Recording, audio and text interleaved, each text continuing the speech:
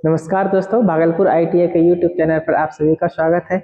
आइए आज हम लोग सीखते हैं बिना टेस्ट लैंप बनाए हुए सिर्फ टेस्टर से। फिर से सुनिएगा, बिना टेस्ट लैंप बनाए हुए सिर्फ टेस्टर के माध्यम से हम फेज और न्यूट्रल को आइडेंटिफाई कर देंगे कि ये हमारा फेज और न्यूट्रल सही है और आ रहा है।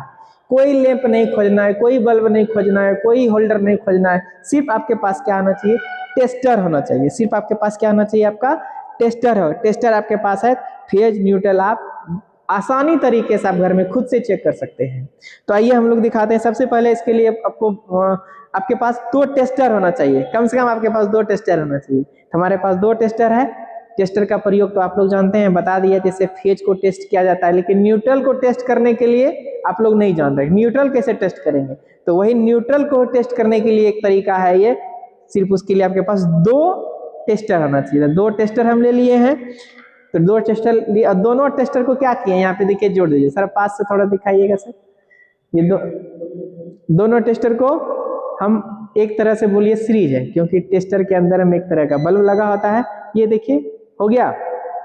अब दोनों टेस्टर को यहाँ पे हम एक बोर्ड है, यहाँ पे फेज और न्यूट्रल यहाँ पे आया हुआ है कि नहीं आया हुआ है नहीं हमको पता, सिर्फ यहाँ पे इंडिकेट कर रहा है। अब फेज न्यूट्रल ये सही है कि नहीं पता नहीं, लेकिन दोनों टेस्टर को जैसे एक एक टर्मिनल में हम डालेंगे यहाँ पे और स्विच को ऑन करेंगे, अगर इसमें फेज न्यूट्रल प्रेजेंट होगा तो हमारा क्या करेगा? टेस्टर ग्लो करेगा। ये बहुत आसान तरीका है कि दोनों को हम डाल रहे हैं।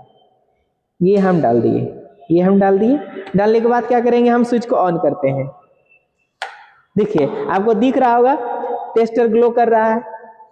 टेस्टर, दोनों टेस्टर ग्लो कर रहा होगा। पुनः हम ऑन ऑफ एक बार करेंगे। देखिए एक बार फिर से।